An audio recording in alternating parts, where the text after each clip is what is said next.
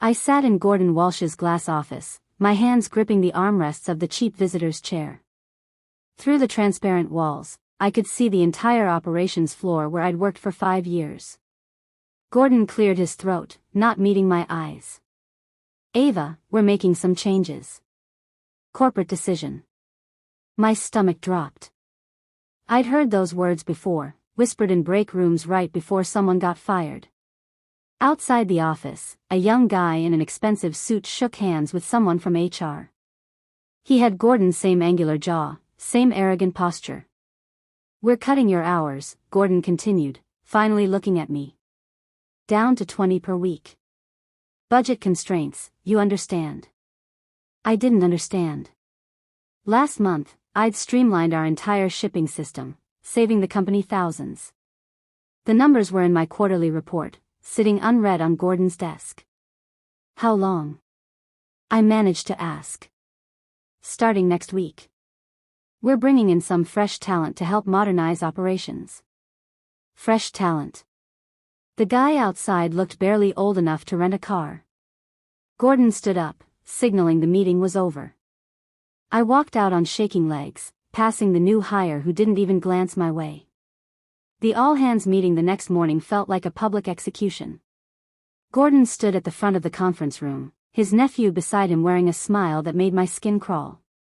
"Everyone, meet Evan Walsh. He'll be joining us as our new logistics coordinator." My title.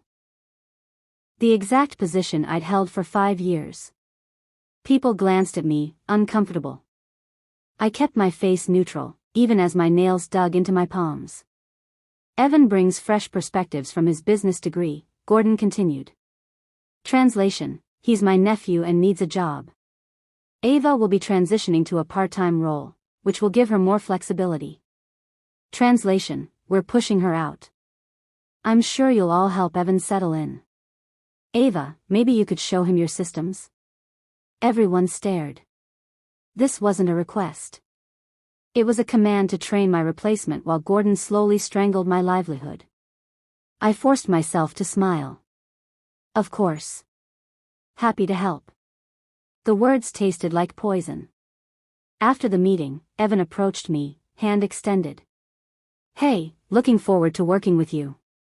His grip was weak, his palms sweaty. Up close, I could see he'd never worked a real day in his life. Within a week, Evan had made himself comfortable in what used to be my space. He'd moved into the desk closest to Gordon's office, the one with the window view I'd earned through years of overtime. During our first training session, he barely looked up from his phone. "So, this is the inventory tracking system," I explained, pulling up the spreadsheet I'd designed. "It cross-references shipping dates with supplier deliveries to predict delays." "Seems complicated," Evan said, yawning. "Can't we just use an app or something?" An app.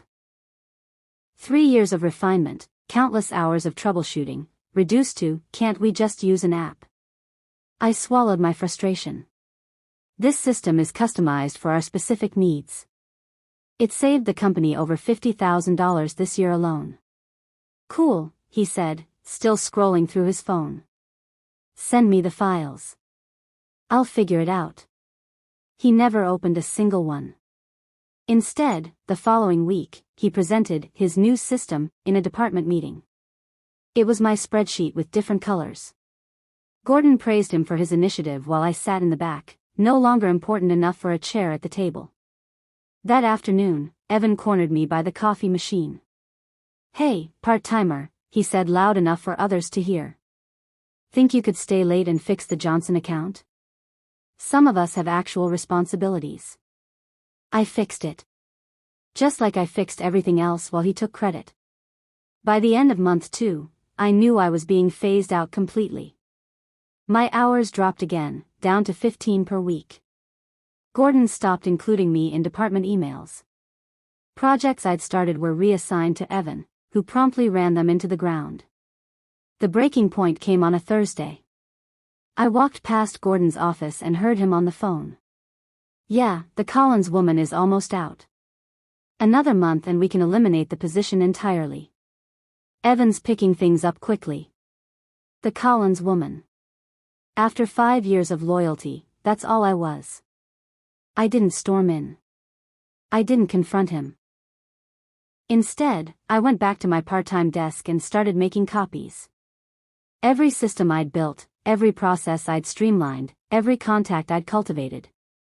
I documented everything on my personal laptop during my lunch breaks. By Friday, I had a complete backup of 5 years of work. Monday morning, I submitted my resignation. 2 weeks' notice, professionally written, no emotion. Gordon seemed almost relieved. "We'll miss you, Ava," he lied. Evan didn't even look up from his phone when I packed my desk. I left my keys on the reception desk and walked out, carrying a box of personal items and a flash drive full of proof that I'd built everything they were about to lose. My apartment felt smaller without the routine of work. Bills piled up on the kitchen counter while my savings account dwindled. I'd been so focused on being loyal, on proving my worth, that I hadn't prepared for betrayal. At night, I replayed every moment, every sign I'd missed. The casual dismissals, the credit stolen, the slow erasure of my contributions. I'd been so stupid, thinking hard work mattered more than family connections. My phone stayed silent except for bill collectors and spam. No one from the company called to check on me. 5 years, and I was already forgotten. But during those quiet, desperate days, something shifted inside me. The anger transformed into something colder, sharper. I started updating my LinkedIn profile, highlighting every accomplishment Gordon had let Evan claim. I posted about the inventory system, the supply chain optimization, the cost-saving measures. I attached metrics, graphs, proof. Within a week, my inbox started filling. Recruiters, competitors, people who actually recognized competence. One message stood out: "Your efficiency logs are impressive. Would you be interested in discussing a logistics position with a growing startup?" The sender was Leah Tran, CEO of a company I'd never heard of. I had nothing to lose, so I replied yes. Leah's office was nothing like Gordon's glass tower. She worked from a converted warehouse, surrounded by whiteboards covered in diagrams and timelines. She was maybe 40, sharp-eyed, and got straight to the point. "I saw your work," she said, pulling up my LinkedIn on her laptop. "The inventory tracking system you designed. We need something exactly like that." "That system saved my previous company over $100,000 in the first year," I told her. "Did they appreciate it?" I hesitated. "Not exactly." Leah smiled. "Let me guess. Management took credit, then pushed you out when you became inconvenient?" "Something like that." "Good. You're angry. Anger is useful if you channel it right." She slid a contract across her desk. "We're small, but we're growing fast. I can't match your old salary right now, but I'm offering equity. You build our logistics infrastructure from scratch, and when we succeed, you succeed." The base salary was lower than what I'd made part-time. But the equity stake was real, and Leah's eyes told me she actually valued competence over connections. I signed before I could overthink it. For the first time in months, I felt something like hope. Maybe even revenge, but the productive kind. The first 3 months were brutal. I worked 16-hour days, building systems while learning the startup's culture. But unlike at Gordon's company, my efforts were visible. When I optimized a supply route, Leah announced it in the company meeting. When I solved a shipping crisis at 2 in the morning, she gave me a bonus. Slowly, I rebuilt not just systems but confidence. I designed a tracking platform that was faster and more intuitive than anything I'd created before. This version learned from data, predicted bottlenecks, and automated responses. It was everything I'd wanted to build at my old job but had been blocked from developing. By month 6, we'd landed our first major client, a manufacturing company frustrated with delayed shipments from their current provider. I knew the industry well enough to know this company had probably worked with Gordon's firm before. Small world, getting smaller. Our system worked flawlessly. Orders tracked in real time, delays predicted days in advance, costs reduced by 30%. The client was thrilled. They referred 2 more companies. Word spread through the industry like fire through dry wood. You know, people are talking about you, Leah said during our weekly check-in. About us, I corrected. About you, she insisted. They're saying Ava Collins is the best logistics mind in the region. That's your reputation now, not theirs. I first heard about Gordon's troubles through LinkedIn. A former colleague posted about challenging times and restructuring. I clicked through to the company page and saw the signs. Key clients listed as former partners. Job postings for positions that shouldn't be open. Press releases full of corporate speak that meant nothing. A week later, another colleague reached out directly. Things are falling apart. Evan doesn't know what he's doing. We've lost 3 major accounts this quarter. I didn't respond, but I kept watching. Every few days, another crack appeared in Gordon's empire. Delayed shipments. Angry client reviews. Internal chaos visible even from the outside. The inventory system I'd built was breaking down without someone who understood it. Evan had changed things randomly, breaking connections I'd carefully balanced. Now nothing worked right, and he didn't have the knowledge to fix it. I should have felt satisfied, but mostly I just felt tired. Watching them fail didn't erase the months of humiliation, the financial stress, the nights I'd cried over being disposable. But it did prove something important. I hadn't been the problem. They had. At our company's 6-month celebration, Leah pulled me aside. We've been approached by investors. They want to fund our expansion. We're projecting $5 million in revenue next year. $5 million. Gordon's company had taken 30 years to reach that number. We'd do it in 18 months. The industry conference was Leah's idea. We need visibility, she explained. You need to present your platform. Show everyone what we've built. I hated public speaking, but I agreed. Standing on that stage, explaining the system I'd designed, felt like reclaiming something stolen. The audience was filled with executives from companies I recognized, including several of Gordon's former clients. After my presentation, the questions came fast. How did we handle peak season scaling? What was our error rate? Could the system integrate with legacy platforms? I answered everything, confident because I'd built every piece myself.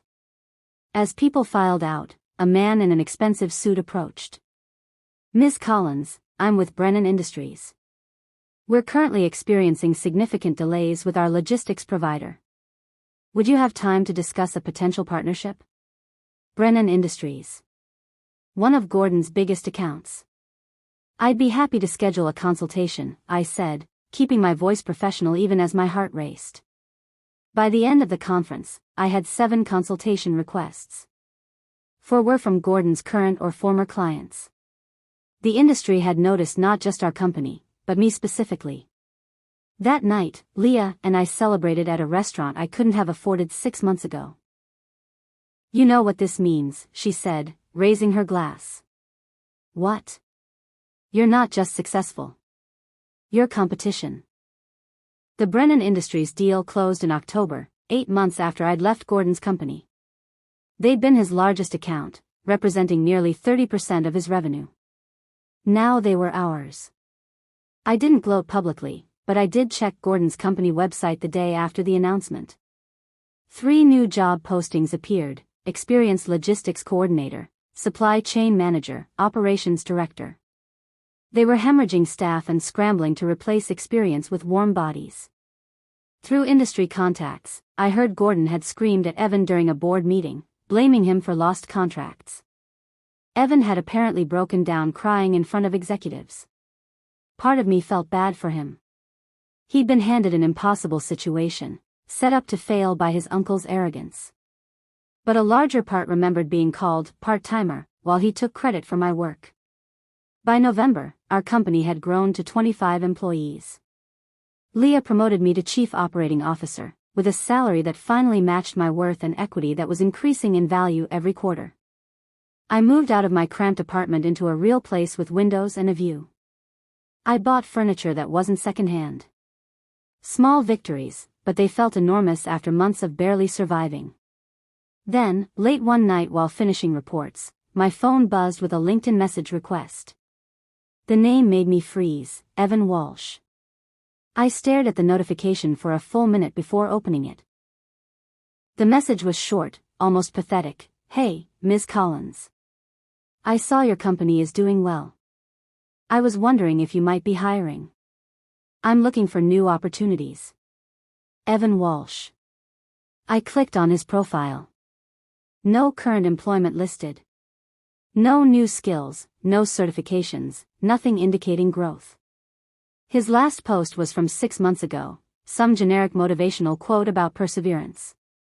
The recommendations section was empty except for one from Gordon, written in the past tense like he was already gone. I didn't respond immediately. Instead, I pulled up everything I could find about Gordon's company. The situation was worse than I'd thought. They were being sued by 2 former clients for breach of contract. A third had left a scathing public review detailing delayed shipments and lost inventory. Stock prices had dropped 40% in 6 months. The company was dying, and apparently, Evan was already jumping ship. Or more likely, Gordon had thrown him overboard to save himself. I leaned back in my office chair, the same chair where I'd sat during countless late nights rebuilding what they tried to destroy. The old Ava would have deleted the message. The new Ava saw an opportunity for something better than revenge. I typed a response, "Come to our office Monday at 9 a.m. We'll talk." Monday morning, I arrived early and told my assistant about the meeting. She looked confused. Evan Walsh? Isn't he the guy who took your old job? That's him. And you're interviewing him? Something like that. I spent the morning in regular meetings, deliberately making Evan wait in our lobby. Through the glass wall of the conference room, I could see him sitting there, checking his phone, getting progressively more nervous. At 10:30, 90 minutes late, I finally called him in. He'd worn a suit that didn't fit right anymore, like he'd lost weight from stress. His confident posture from a year ago was gone, replaced by the hunched shoulders of someone who'd been beaten down. When he walked into my office and saw me behind the desk, the color drained from his face. You're the COO here? I'm the person you asked for a job, I said calmly. Sit down, Evan. He sat, his hands shaking slightly. I let the silence stretch, watching him squirm. Finally, he spoke. I didn't realize you worked here. LinkedIn just said the company name. And you applied anyway, without researching where you were applying? I've been applying everywhere, he admitted, his voice cracking. I need work. Things haven't been great. I opened my laptop and pulled up his resume. It was padded with responsibilities that had been mine, accomplishments he'd claimed after I left. According to this, you streamlined supply chain operations and reduced costs by 35%. Gordon said I could list that. Did you do any of that work? His silence was answer enough. Evan, do you know what happened after I left? He shook his head. Your uncle's company lost 4 major accounts in 6 months. The inventory system broke down completely. Clients started leaving terrible reviews. Do you know why? Gordon said it was market conditions. It was incompetence. That system you couldn't be bothered to learn? It was holding everything together.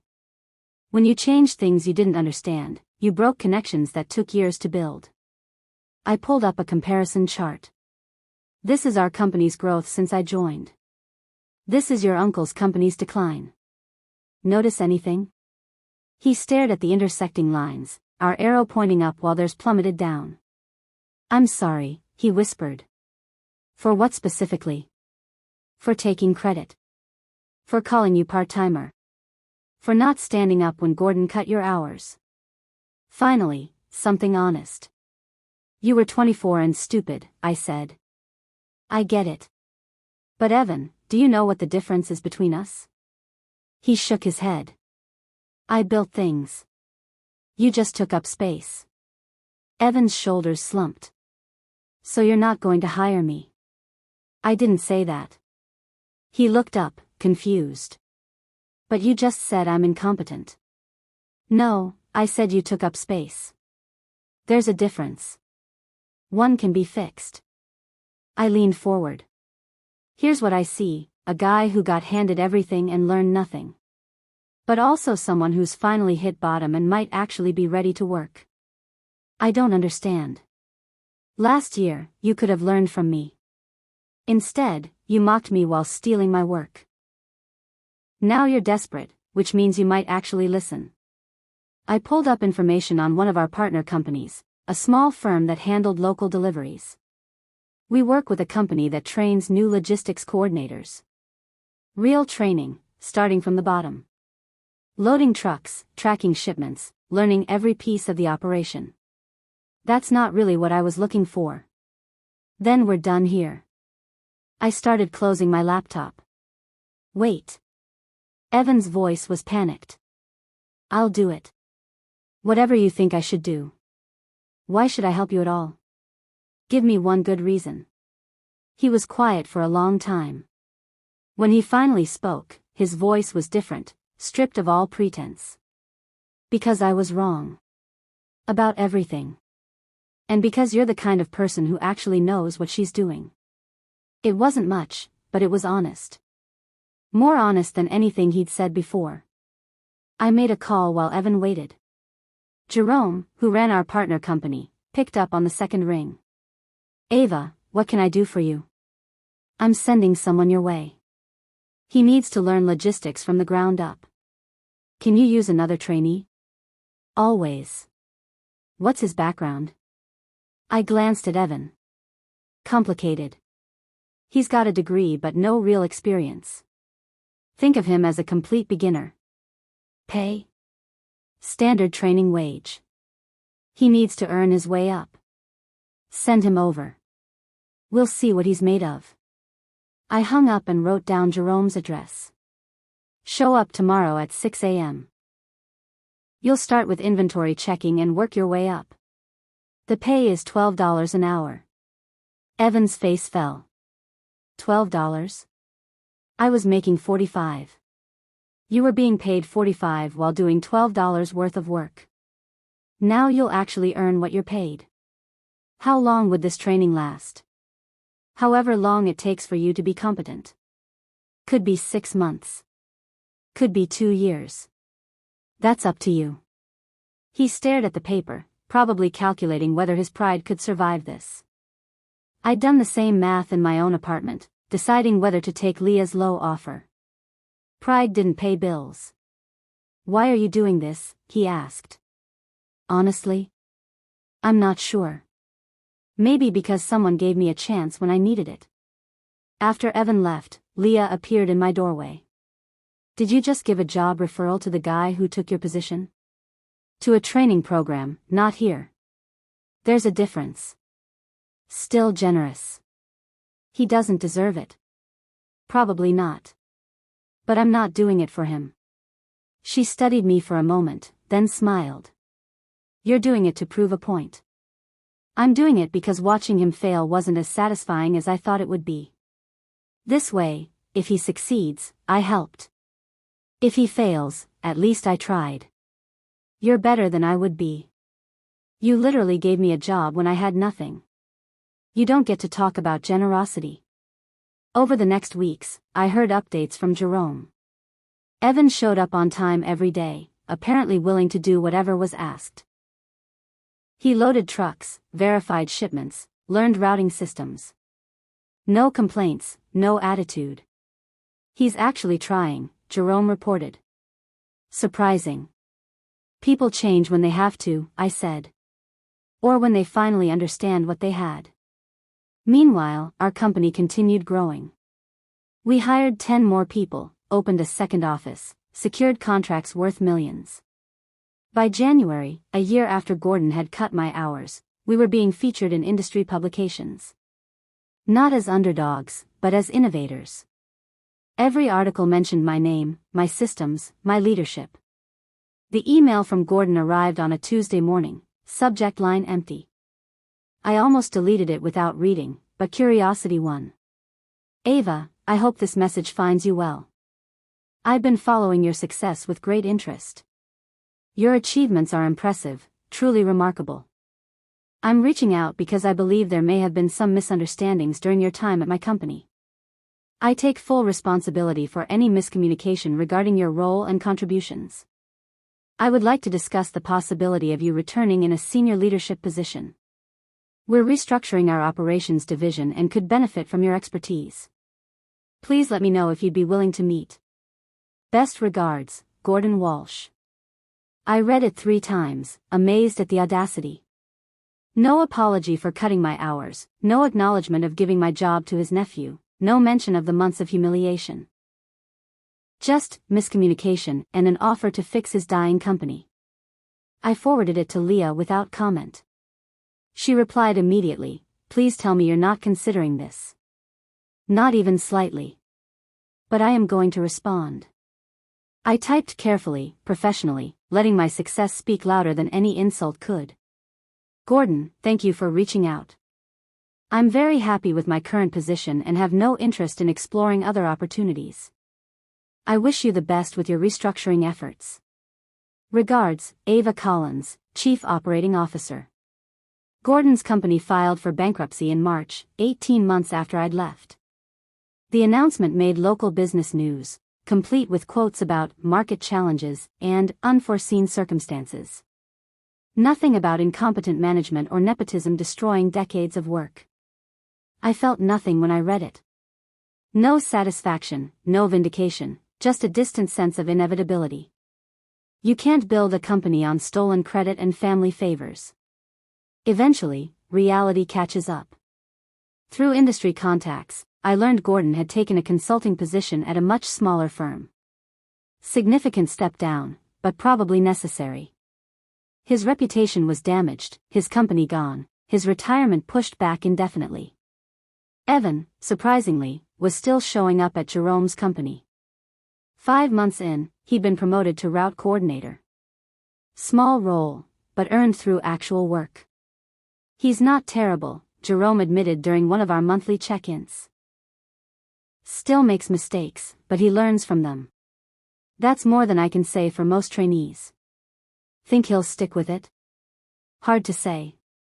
He works hard, but there's something defeated about him. Like he's going through the motions. I understood that feeling.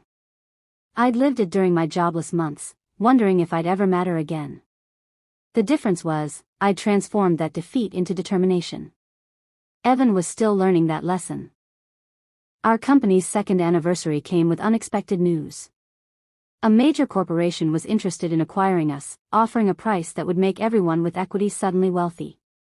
It's a good offer, Leah said during the emergency board meeting. We could all walk away set for life. Do you want to sell? I asked. She looked around the office we'd built, the team we'd assembled, the systems I'd designed from scratch. No. But I wanted everyone to have a voice. The vote was unanimous. We weren't interested in being absorbed by some corporation. We'd built something that mattered, and we weren't ready to let it go. Instead, we used the attention from the acquisition attempt to negotiate better contracts with existing clients and attract new ones. By June, we'd doubled our revenue from the previous year. I was on track to make more money than Gordon had paid himself as CEO. The universe had a sense of humor after all. That's when I got the second message from Evan, this time through regular email instead of LinkedIn. Ms. Collins, I wanted to update you on my progress. I've completed the training program and been offered a full-time position with Jerome's company. I know this probably doesn't matter to you, but I wanted to say thank you. Not just for the referral, but for showing me what real work looks like. I was entitled and lazy, and I took credit for things I didn't earn. I'm sorry for that. I'm trying to be better. Evan Walsh. I stared at the email for a long time. The old Ava would have been satisfied with the apology, would have seen it as validation of everything she'd endured. The new Ava recognized something more important: Evan had actually changed. Not because Gordon forced him, not because I'd humiliated him, but because he'd hit bottom and chosen to climb back up honestly. I wrote back, Evan, congratulations on completing the program. Jerome speaks highly of your work ethic. That's earned, not given, which makes it worth more. Keep building. Ava. 3 months later, Jerome called with an update. Evan's doing well. Really well, actually. He's proposed some routing improvements that could save us 15% on fuel costs. That's impressive. He credited you. Said he finally learned to document his work properly after watching how you do it. I smiled. Maybe revenge wasn't about watching people fail. Maybe it was about succeeding so thoroughly that even your enemies had to acknowledge you'd been right all along. Our company kept growing. By the end of year 2, we had 75 employees and offices in 3 cities. Industry publications started calling me an innovator, a leader, someone who'd revolutionized logistics management. They wrote articles about my systems, my leadership, my rise from corporate casualty to chief operating officer. The awards ceremony was Leah's fault. She'd nominated me for Logistics Professional of the Year without telling me. When I found out I'd won, my first instinct was to refuse. You can't refuse, she said firmly. This is industry recognition. You earned this. I don't need an award to know I'm good at my job. Maybe not, but everyone who doubted you needs to see it. She had a point. The ceremony was at a hotel downtown, filled with executives from every major company in the region. As I walked in wearing a dress I'd bought specifically for the occasion, I felt eyes following me. Some looked impressed. Others looked uncomfortable, probably remembering when they'd overlooked or underestimated me. Gordon wasn't there, thankfully. But several people from his former company were, looking awkward when they saw me. During the reception before the awards, one of them approached. Ava, congratulations. You've really built something impressive. Thank you. Listen, I wanted to apologize. For not speaking up when Gordon cut your hours. We all knew it was wrong, but nobody said anything. Why are you telling me this now? Because watching you succeed made me realize how much we lost when you left. You were the best thing about that company. It wasn't enough, but it was something. When my name was called for the award, I walked to the stage with my head high. The trophy was heavy, engraved with my name and the achievement that had once been invisible. Thank you for this honor, I said into the microphone, looking out at hundreds of faces. A few years ago, I was working for a company that didn't value me. I was pushed out, replaced, told I was disposable. It would have been easy to give up, to accept that maybe they were right. I paused, finding Leah in the crowd. But someone took a chance on me. Someone saw my potential when I'd almost forgotten it myself. That's what changed everything. Not revenge, not proving anyone wrong, but finding a place where my work actually mattered. The applause was thunderous. Afterwards, people I'd never met wanted to congratulate me, take photos, exchange cards. I was gracious but ready to leave. The validation felt good, but it wasn't why I'd worked so hard. As I was heading for the exit, I saw a familiar face across the room. Evan, wearing the same ill-fitting suit from months ago, standing near the back. Our eyes met, and he gave a small nod of acknowledgement. Not congratulations, not apology, just recognition. I nodded back and left. The Monday after the ceremony, I arrived at the office to find Leah waiting with champagne and the entire staff gathered in the main conference room. Surprise celebration, she announced. Our COO just became the most recognized name in logistics, and we're taking the afternoon off to celebrate properly. It felt surreal, standing in an office I'd helped build, surrounded by people who respected my work. 2 years ago, I'd been packing a cardboard box and walking out in humiliation. Now I was being celebrated for the same skills that had been deemed expendable. Speech, someone called out. I laughed but obliged. I'm not good at speeches, but I'll say this: never let anyone convince you that loyalty means accepting mistreatment. Never let anyone take credit for your work without fighting for recognition. And never, ever think that starting over means starting from nothing. Sometimes starting over means starting right. The applause made my eyes sting. These people didn't just work for me, they believed in what we'd built together. That night, alone in my apartment that no longer felt too small, I pulled out the box I'd carried out of Gordon's office 2 years ago. Inside was the badge I'd worn for 5 years, some old notebooks, a coffee mug. Relics of a life that had felt important at the time but was actually just preparation for something better. 6 months later, Jerome called with unexpected news. Evan's leaving. Where's he going? Your company, actually. He applied for a junior coordinator position in your new satellite office. I didn't recommend him either way, just confirmed he completed training. Did he mention knowing me? Said you'd helped him once but that he was applying on his own merit. Seems determined to keep it professional. The application landed on my desk the next day.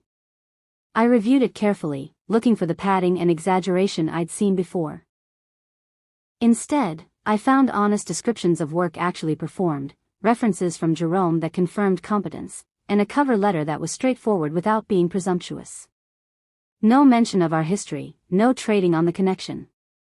Just a straightforward application from someone qualified for an entry-level position.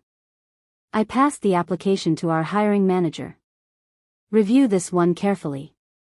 If he's qualified, bring him in for an interview. You know him? I used to.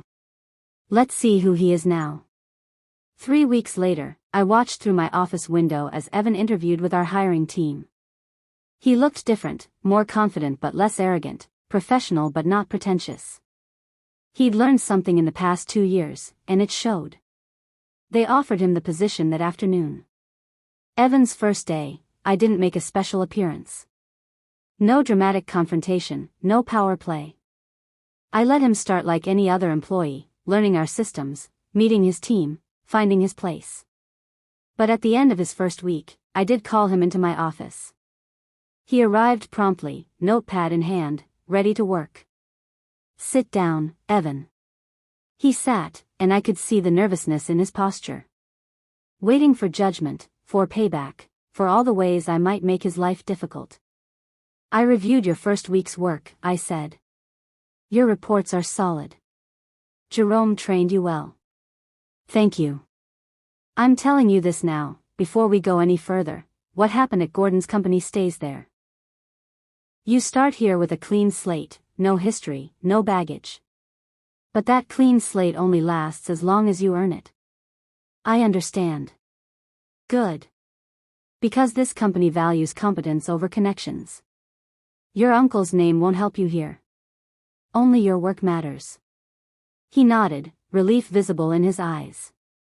One more thing, I added. Next time you see someone being pushed out or undervalued, speak up. Don't wait until you're desperate to learn that lesson. I won't. I promise. After he left, I turned to look out my office window at the city where I'd once felt so small and powerless. 2 years ago, I'd sat in Gordon's office and felt my world collapsing. Today, I sat in my own office, surrounded by proof that being disposable was their failure, not mine. Revenge wasn't about destroying Gordon or humiliating Evan. It was about building something so successful that everyone who doubted me had to acknowledge they'd been wrong. It was about becoming the person they'd refused to see. And standing here, in the company I'd helped build, with the career I'd thought was over, I realized something important: the best revenge wasn't revenge at all. It was success. And mine was just beginning.